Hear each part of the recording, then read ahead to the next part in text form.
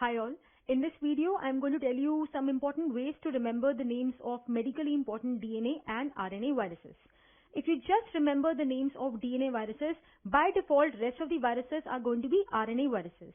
Now, the tip to memorize or remember the names of DNA viruses is that these are happy viruses, okay? So, the happy viruses are DNA viruses, that is the herpes virus, hepadnavirus. Hepadnavirus is hepatitis B virus. Its name itself tells you that it is hepatitis causing DNA virus. So, hepa means hepatitis and DNA means DNA. Rest all hepatitis viruses are RNA viruses.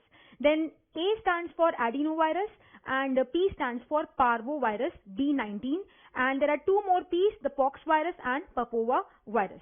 Right? Now, these are the names of the important DNA viruses. Next, I'm going to tell you some important MCQs just from this list. Now, out of these 6 viruses, we have got 3 enveloped viruses and 3 non-enveloped, that is naked viruses. Now, an easy way to remember the names of the 3 enveloped DNA viruses is, remember, the biggest of all these viruses is the pox virus. So, let us give it an envelope. Let us allow it to have an envelope so that the envelope in turn can be contributory to its large size, right? So, pox virus should have an envelope, E+. Then, coming to the next important example of enveloped virus, that is the herpes virus, okay? After pox viruses, herpes viruses are the, second largest viruses in size. So let us also allow them as well to have an envelope which will be contributory to their big size. This of course is not logic, this is just a memorizing tip, okay? Then we have got hepadnavirus, that is hepatitis B virus, which is one of the most important, probably the most important hepatitis virus which we should know of, and because it is an attention seeker virus out of all the hepatitis viruses, let us give it even more attention by just giving it an envelope. And the remaining 3 viruses, adeno, parvo, papova viruses, are non-enveloped or naked viruses. Now, I'm going to tell you one more tip over here. We all know that adenovirus has got multiple serotypes. There are approximately 47 serotypes, and different serotypes can cause different diseases, and different diseases can be caused by more than one serotype of the adenovirus. And one such disease is diarrhea, which is caused by serotypes 40 and 41. Now, please remember that all the viruses which can cause diarrhea, they have to be non-enveloped or naked. So you need not ratify the names of the enveloped viruses, right? There's only one exception to this general rule, and that is coronavirus. Coronavirus is the only virus which can cause diarrhea, yet it has an envelope, right? Now, what is the logic behind it?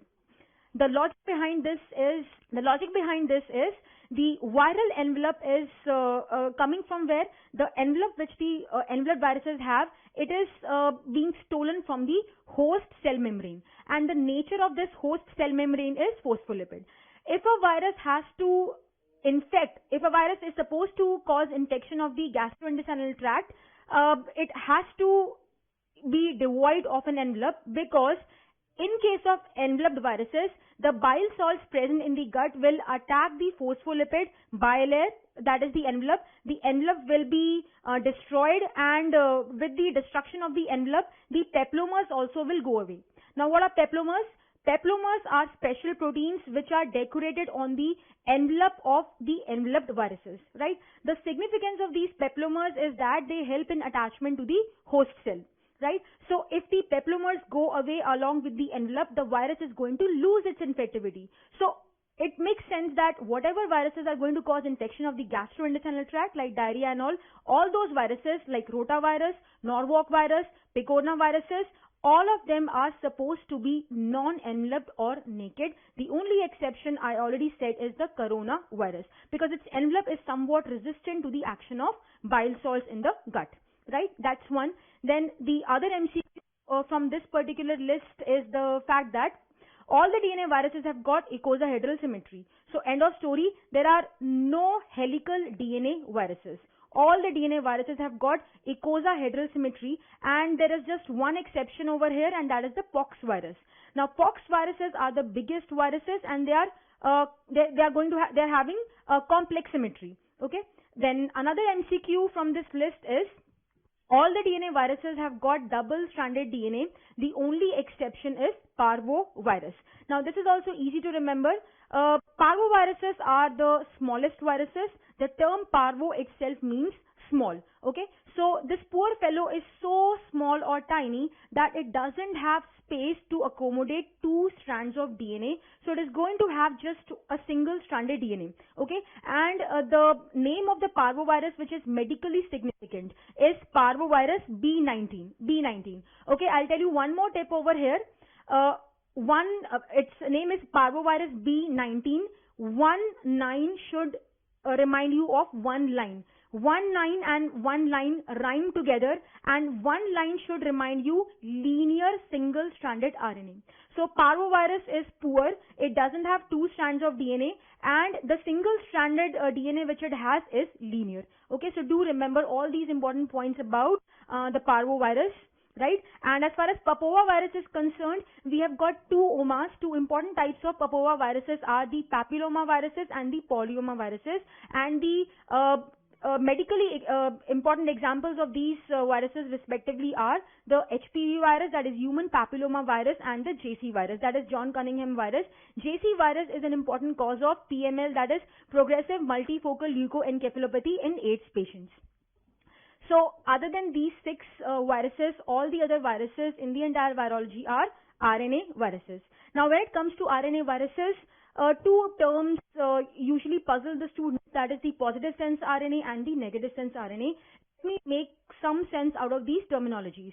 Now, what do we mean by positive sense RNA? Now, the simplest way to understand the meaning of positive sense RNA is that the positive sense RNA is the identical twin of messenger RNA. Okay. So, and what is the fate of messenger RNA? The fate of messenger RNA is that it is going to be translated or converted into proteins. Now, these proteins could be viral structural proteins, or these could be some enzymes which may be possessed by a particular virus. So, those viruses which have got positive sense RNA, where the positive sense is the exact Xerox copy of the messenger RNA, this positive sense RNA can be directly translated into the viral structural proteins and the enzymes. Simple. Now, then the negative sense RNA viruses are those which have got an important enzyme which helps in the conversion of negative sense RNA to positive sense RNA. Because the negative sense RNA is not the identical twin of the messenger RNA, rather it is complementary to messenger RNA. So the virus wants to first convert the negative sense RNA into the positive sense RNA with the help of an enzyme, and the name of that enzyme is viral RNA dependent RNA polymerase. I have deliberately used the golden color to name this enzyme. This enzyme is very, very important. Now let us read it backwards. RNA polymerase means RNA ka banna, polymerization of RNA. RNA dependent means RNA se banna. So RNA, that is positive sense RNA, is getting formed from another kind of RNA, that is negative sense RNA. That is the meaning of RNA polymerase and RNA dependent. And viral means this enzyme is possessed by these viruses. It is not present in the host cells. Okay, and this enzyme is not required by positive sense RNA viruses, where the positive sense RNA itself is getting directly translated into the viral structural proteins and enzymes. Alright, so over here in case of negative sense RNA, once this job of conversion of the negative sense RNA into positive sense RNA is achieved by this golden enzyme, next the story is the same. The positive sense RNA, now this positive sense RNA which is formed in this way is also the identical twin of the messenger RNA, and therefore it can now be directly translated into structural proteins and enzymes of the virus. Right? So now that we have decoded these terms, negative sense and positive sense RNA, let me also tell you some important tips to remember the important examples of these viruses. Okay, first, the positive sense RNA viruses. Now, positive sense RNA viruses ko sunke you should try to recall this picture. Pardon me for the bad drawing. Okay, you can see a king in this picture who is beaming with happiness, who is all positive and smiling. Okay, this king Of course, when I say king, you should understand that I'm talking about the retro times, okay? The good old days where when we used to have kings and queens, okay? So this is a happy fellow. This is an old king, okay? You can see he has because the king is old, he's having gray beard, okay? And in pathology, you have read about calcification. Calcification is a feature of chronic inflammation. Calcification should remind you of old, okay? So the name of this king is Pico, and this king is old. So we have got a calcified old emperor whose name is Pico. Calcified should remind you of calciviruses, and Pico should remind you of picornaviruses. Now he's quietly sitting, he's very happy, he's wearing his crown and his toga. Now toga is toga actually refers to an ancient kind of clothing which the Romans used to wear, a loose piece of cloth draped around the body and hanging from the shoulders, okay? So the crown of the king should remind you of coronaviruses, and toga should remind you of toga viruses, okay? Then he's doing what in this picture? He's comfortably sitting and eating flavorful grapes from a retro bowl. The king is old, the bowl is supposed to be also old, that is retro. So calcified king is eating grapes from a retro bowl. The flavorful grapes term should remind you of flaviviruses, and the retro bowl term should remind you of retroviruses. Okay, so these are the names of the 6 important positive sense RNA viruses. Do keep these picture in your mind. I hope this will help you remember the names of these important positive sense RNA viruses. Next we have the negative sense RNA viruses. Now to remember the names of the examples of the negative sense RNA viruses, you should think of this picture which is not very pleasant to look at, because a poor fellow is being bitten by a dog. Okay, so this picture entails something unpleasant or negative. So this is the picture which should come to your mind when you want to remember the names of the negative sense RNA viruses. So what do we see over here? We can see a man being bitten by a dog. This dog is biting because it's a rabid dog. The name of the rabid dog is Philo. Okay, and this the owner of this dog is an old fellow whose name is Pete. Okay, so this dog, rabid dog Philo, is owned by a person called as Pete, and Pete is old.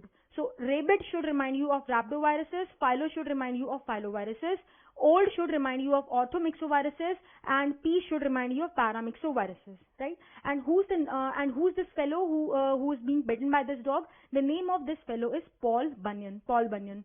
Okay, Bunyan should remind you of Bunya viruses, and this whole area is an arena.